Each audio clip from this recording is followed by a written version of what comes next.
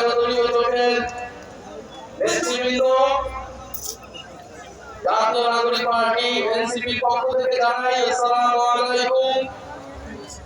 আজকের এই নির্বাচনী জনসভায়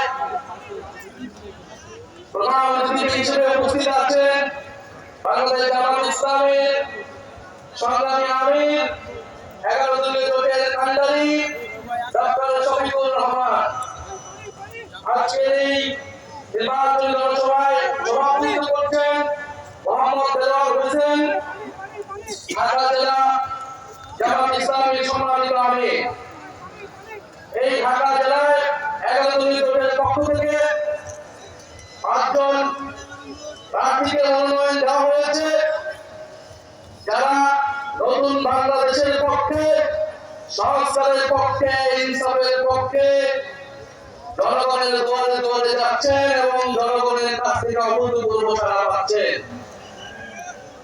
আমাদের এই ঢাকা জেলার 5টি আসনে প্রার্থীরা প্রতিযোগিতা করছেন ব্যারিস্টার মোহাম্মদ নজরুল ইসলাম ঢাকা 1, কর্নেল মোহাম্মদ আব্দুল হক অবসরপ্রাপ্ত ঢাকা 2, অধ্যক্ষ মোহাম্মদ শাহিনুর রহমান ঢাকা 3, দিলছানা পারুল ঢাকা 19, ইঞ্জিনিয়ার নাবিলা তাসনিম ঢাকা 20।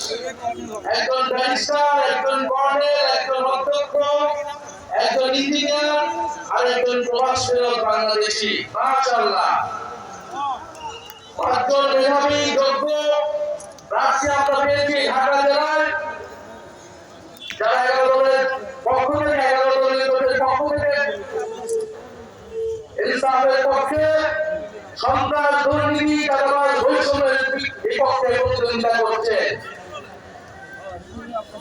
ঢাকা 19 এবং ঢাকা 20 এর বিশেষত বলতে চাই, আমাদের 11 দলীয় জোটের 2 জন সম্মানিত এবং সংগ্রামী নারী সদস্য তারা প্রতিদ্বন্দ্বিতা করছেন, ইঞ্জিনিয়ার নাবিলা তাসনিম এবং প্রবাস থেকে ফেরত আসা অ্যাক্টিভিস্ট দিলছানা পারুল।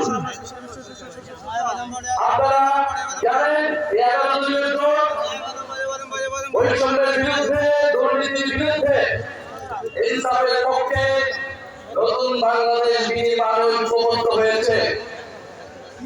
আমরা খুব স্পষ্টভাবেই বাংলাদেশের মানুষের কাছে বলছি, এবারের নির্বাচনের হিসাবটা খুব পরিষ্কার। আমরা বাংলাদেশ কোন পথে যাবে, আধিপত্যবাদী শক্তি বাংলাদেশকে আবারও কাজ করবে নাকি বাংলাদেশ মাথা তুলে দাঁড়াবে, এইটার লড়াই হচ্ছে এবারের নির্বাচন। এই